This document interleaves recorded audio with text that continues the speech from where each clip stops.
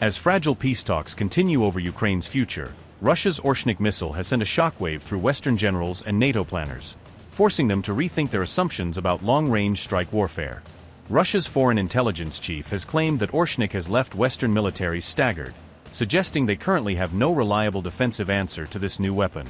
SVR Director Sergei Naryshkin went further, stating that Western countries have no technical means to intercept or stop the Oreshnik missile in flight.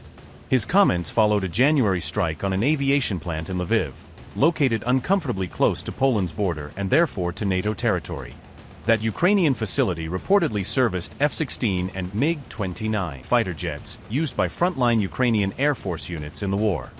Closed-circuit footage from the area showed several incoming projectiles slamming into the site in rapid succession, leaving little time for any local defense. President Vladimir Putin has compared Oreshnik's destructive power to that of a falling meteor, insisting that no other country currently fields anything comparable. Naryshkin said the Lviv operation was deliberately viewed as a warning shot to NATO, urging it not to involve its own troops directly in the conflict. The spy chief also claimed that the attack has cooled Western discussions about sending NATO troops into Ukraine even after a potential ceasefire. Sergei Naryshkin said, and I quote, "Both their experts and military specialists admitted they had no technical or military technical means to block these systems. The West perceived it as a warning against their military's direct involvement in the hostilities." Unquote. Naryshkin added that Russia's Poseidon underwater drone and the Burevestnik cruise missile have also deeply unsettled Western defense establishments.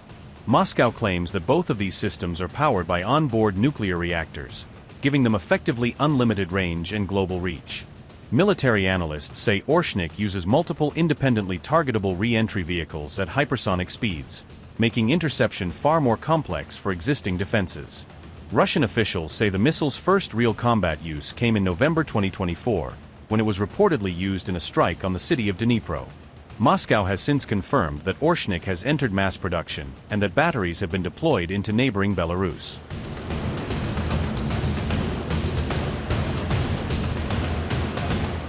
On January 22, Ukraine's President Volodymyr Zelensky addressed world leaders in Davos, warning them about Oreshnik's long-term strategic impact on European security.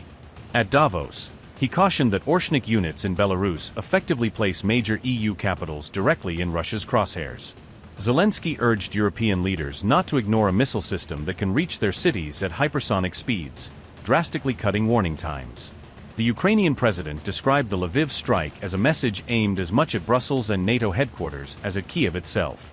Notably, Kiev insists that any serious peace settlement must fully account for Russia's new long-range strike capabilities, including Oreshnik.